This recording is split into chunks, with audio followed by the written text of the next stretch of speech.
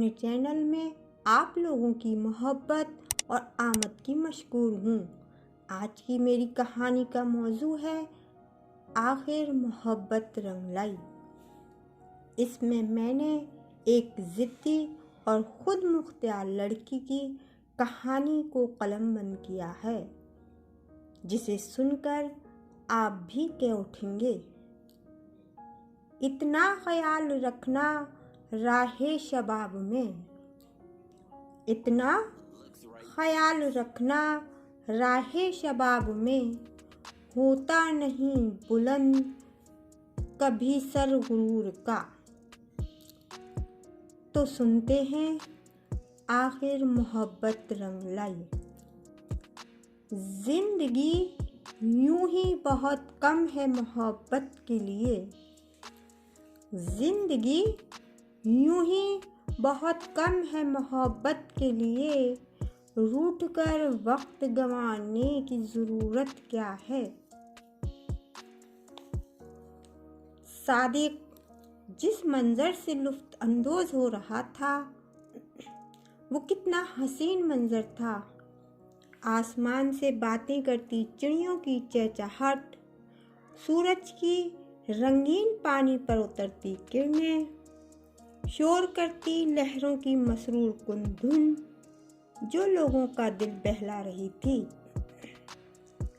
हंसते खिलखिलाते और रोते बसूरते बच्चे खुशी और गम के होने का एहसास दिला रहे थे। सादिक अपने बंगले के लॉन में पड़ी झूले नुमा कुर्सी पर टेक लगाए धीरे धीरे कुर्सी को हिलाने लगा।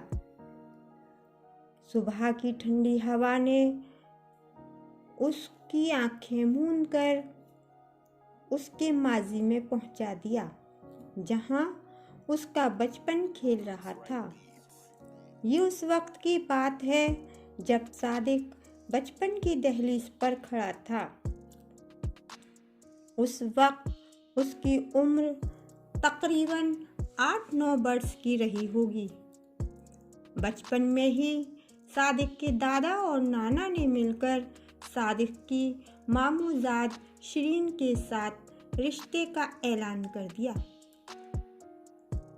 सादिक और शिरीन के वालिदैन में इतनी हिम्मत कहाँ जो बुजुर्गों के सामने जुबान हिलाते।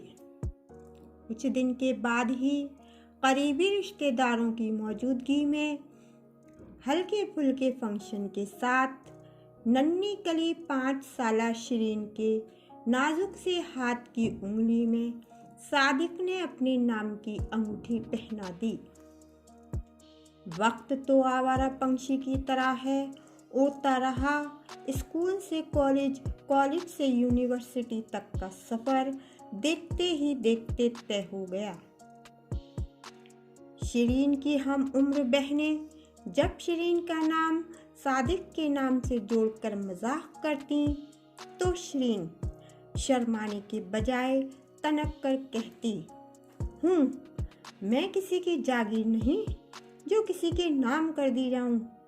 लेकिन सादिक की मोहब्बत की इंतहा न थी।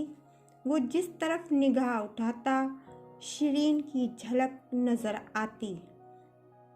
आसमान की बुलंदी में, दरख्तों के जमाल में, जर्रों की जुबानी हाल में, दिन की रोशनी में, रात की तारीकी में, सितारों की झिलमिलाने में। इसके बरक्स शिरीन ठहरी नए दौर की आज़ाद ख्याल, पढ़ी लिखी, हसीन सरकश लड़की।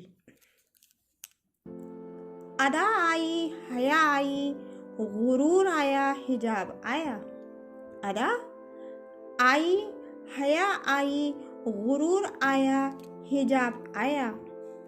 हजारों आफतें लेकर हसीनों का शबाब आया। एक रोज शिरीन यूनिवर्सिटी जाने के लिए घर से निकली। बस स्टॉप तक पहुंचने के लिए तेज तेज कदम बढ़ाए। जल्दी जल्दी बस में चढ़ते वक्त बस से उतरते हुए एक खूबरू नौजवान से टकरा गई। हाथ में लगी किताबें उसके हाथ से छूटकर वहीं पटरी पर बिखर गईं। वो इस पुरकशिश बावकार शख्सियत को एकटक देखती रह गई। कुछ ही लम्हों में उस शख्सियत ने किताबें समेटकर मध्यम सी मुस्कुराहट के साथ शिरीन की तरफ बढ़ा दी। शिरीन ने घबराकर फौरन ही पलकों को झुका लिया, गोया चोरी पकड़ी गई, और अपने आप को दूसरी तरफ मुतवज्जा कर लिया। और फिर वो अंदाज़े दिलरुबा से चलते हुए कतई बेनियाजी के अंदाज में उसके बहुत करीब से गुजर गया। आज तक उसके दिल में सादिक के लिए कोई जज्बा बेदार नहीं हुआ था, लेकिन आज किसी अजनबी ने अचानक उसके दिल में जबरदस्त हलचल मचा दी थी। इसके सोए हुए जज्बों को बेदार कर दिया था। हर गुजरने वाले दिन के साथ उसकी बेचैनी में इजाफा होता गया। दिल बार बार उसे देखने की ख्वाहिश करता। वो अपनी इस हालत पर खुद ही झुंझला जाती। अब ये रोज का मामूल था। शिरीन यूनिवर्सिटी जाने के लिए बस में चढ़ती और वो कहीं से आकर वहां उतरता। दोनों की नजरें मिलती। गालिबन उसकी नजर के सामने गुज़िश्ता वाक़या घूम जाता और वो ज़ेरे लब मुस्कुराता हुआ आगे बढ़ जाता। बेकरारी के आलम में शिरीन उस अजनबी शख्सियत के बारे में सोचती, दिल हुमक हुमक कर फरियाद करता, एक नज़र उसे देख लूं। लेकिन शिरीन का ज़मीर उसे ऐसा करने से बार बार रोक लेता। आखिरकार उसके कदम बेख्तियार उस राह पर उठ जाते जहां उसके मौजूद होने की तवक्का होती। दिल पर किसका इख्तियार है, वो भी अपने दिल के आगे बेबस हो गई थी, जो एक ऐसी शख्सियत के लिए नर्म था जिससे वो पूरी तरह नावाकिफ थी कि वो कौन है, कहाँ रहता है, उसका नेचर कैसा है, वगैरह वगैरह। शिरीन की मोहब्बत आग में यकतरफा जल रही थी। रोज बरोज उस आग की शिद्दत में इजाफा होता रहा। उसे अपनी लड़की होने पर गुस्सा आ रहा था कि अभी तक इस अजनबी के नाम की वाकफियत हासिल करने की जुर्रत नहीं कर सकी। एक रोज जल्दबाजी में फिर अचानक वही गुजरा हुआ वाकया नजरे पेश आया। इस बार इस अजनबी शख्सियत का पर्स जेब से गिर गया और वो लाइल्मी के आलम में आगे बढ़ गया। शिरीन ने झुककर पर्स उठा लिया और जल्दी से बस में चढ़ गई। जगह पाकर जैसे ही पर्स खोला, वो अजनबी शख्सियत मुस्कुरा रही थी। नाम और पता पढ़कर लबों ने बेआवाज जुम्बिश की, अमान अब्बासी। फिर सीट के से टेक लगाकर ऐसे मुतमईन हुई गोया उम्मीद की किरण नजर आई हो। अगले दिन जैसे ही अमान शिरीन के करीब से गुजरा, शिरीन ने अपनी तमाम हिम्मतों को यकजा करके धीरे से आवाज दी, सुनिए। अमान ने मुड़कर देखा तो शिरीन ने पर्स बढ़ाते हुए कहा, गालिबन ये पर्स आपका है। अमान ने मसनून निगाहों से शुक्रिया का इशारा किया और आगे बढ़ गया। शिरीन ने अपने एक हाथ से दूसरे हाथ पर मुक्का मारा और स्टूपिड कहा, जुबान हिलाकर थैंक यू भी नहीं कह सकता। यूनिवर्सिटी के लिए बढ़ गई। वहां पहुंचते ही उसने अपनी हमराज सहेली को अमान से शादी करने का अटल फैसला सुना दिया। वो एकदम ऐसे उछली जैसे मानो करंट लगा हो। हकलाते हुए, तुम होश हवास में तो हो, तुम इस बात से वाकिफ नहीं, तुम्हारे इस फैसले से तुम्हारे खानदान वालों का रद्दे अमल क्या होगा और वो सादिक मियाँ पर क्या गुजरेगी। सुना है तुम्हारा नाम आते ही बाग बाग हो जाते हैं। उनका चेहरा शगुफ्ता सा खिल उठता है। सादिक का नाम आते ही शिरीन एकदम उठ खड़ी हुई। चलो घर चलते हैं। घर पहुंचकर जब अम्मी को ये फैसला सुनाया तो घर में ज़बरदस्त भूचाल आ गया। अम्मी ने गुस्से से कांपती आवाज़ से कहा, तुमने ये सोचने की हिम्मत कैसे की? क्या तुम अपने अब्बू की सख्त गिर तबीयत से वाकिफ नहीं? शिरीन, मन्नत करते हुए आप अमान को एक बार देख लें, वो हर लिहाज से बेहतर हैं। सादिक में तुम्हें क्या खामी नजर आती है? वो भी तो हर लिहाज से काबिल तारीफ है। अम्मी की आवाज़ में नसीहत और नरमी के मिले जुले तासरात थे। उन्होंने शहादत की उंगली हिलाते हुए अपना फैसला सुना दिया।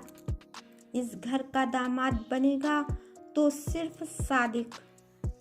मजबूत इरादे के साथ आप भी सुन लीजिए, मैं शादी करूँगी तो सिर्फ अमान से। गर्मा गर्मी की आवाज़ सुनकर अब्बू इधर ही चले आए। चटाख एक जन्नाटेदार थप्पड़ शिरीन के गाल पर रसीद किया, जो शिरीन के रुखसार पर अपने निशान छोड़ गया। बदतमीज, गुस्ताख, क्या ये सिला दिया है हमारी बेपनाह चाहतों का? हम अपनी बहन को क्या जवाब देंगे? यही कि हमारी औलाद नाफरमान हो गई। उस मासूम बेगुनाह सादिक को नाहक सज़ा किस बात की मिलेगी? इस बात का एहसास है तुम्हें? तुम्हारी नज़रों में अपने वालिदैन की इतनी ही अहमियत है? क्या वो लड़का ही तुम्हें हम सबसे ज़्यादा अजीज़ है? शिरीन उनकी लाड प्यार भरी परवरिश से इस कदर खुदसर और ज़िद्दी हो गई थी।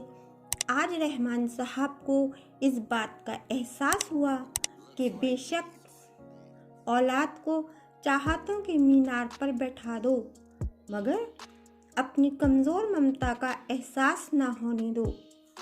वालिदैन और बेटी के बीच सर्द जंग छिड़ी रही। आखिरकार वालिदैन ने ही समझदारी से काम लिया। उन्होंने अपनी ज़िद्दी बेटी से उलझना नहीं चाहा और अब अमान के घर शिरीन का रिश्ता भिजवा दिया। अमान की वालिदा ने शिरीन की तस्वीर दिखाते हुए कहा, ये शिरीन है, इसका रिश्ता तुम्हारे लिए आया है, तुम्हें पसंद है? तस्वीर देखते ही अमान ने एक नज़र में पहचान लिया। मुस्कुराते हुए अपने आप में गोया हुआ, तो ये मोहतरमा यहाँ तक आ पहुँची। उसने शिरीन के नाम खत लिखकर अपनी कज़िन के हाथ भिजवा दिया। डियर शिरीन, तुमने जो फैसला लिया है वो ला इल्मी के आलम में लिया है। तुम अभी इस बात से वाकिफ़ नहीं कि अल्लाह ताला ने मुझे ज़ुबान जैसी क़ुव्वत से महरूम रखा है, यानी मैं बोल नहीं सकता, लेकिन अल्हम्दुलिल्लाह ज़मीर जैसी नेमत से नवाजा है। मैं इतना खुदगर्ज नहीं हूँ कि अपनी खुशी की खातिर किसी के अरमानों का खून कर दूँ। मैं तुम्हें किसी धोखे या अंधेरे में रखना नहीं चाहता। मैं शादी अपनी ही जैसी लड़की से करूँगा, जिससे एक दूसरे के जज्बात और एहसासात की कदर कर सकें। खत पढ़कर शिरीन कुर्सी पर बैठी की बैठी रह गई। उसे वालिदैन की नाफरमानी और खुद मुख्तियारी की सज़ा मिल गई। इतने में अम्मी कमरे में दाखिल हुई। शिरीन ने खत को उनकी तरफ बढ़ाते हुए अपनी निगाहों और सर को एक गुनाहगार मुजरिम की तरह झुका लिया। लहू लहान है, हर शाम देख ले। सूरज लहू लहान है, हर शाम देख ले। ए जिंदगी गुरूर का अंजाम देख ले। अम्मी ने घबराहट के आलम में जल्दी जल्दी खत पढ़ा, फिर मखसूस सी मुस्कुराहट के साथ बोली, जोड़े तो अर्श पर बनते हैं और फर्श पर मिलते हैं। हमारे सारिफ की आखिर मोहब्बत रंग लाई।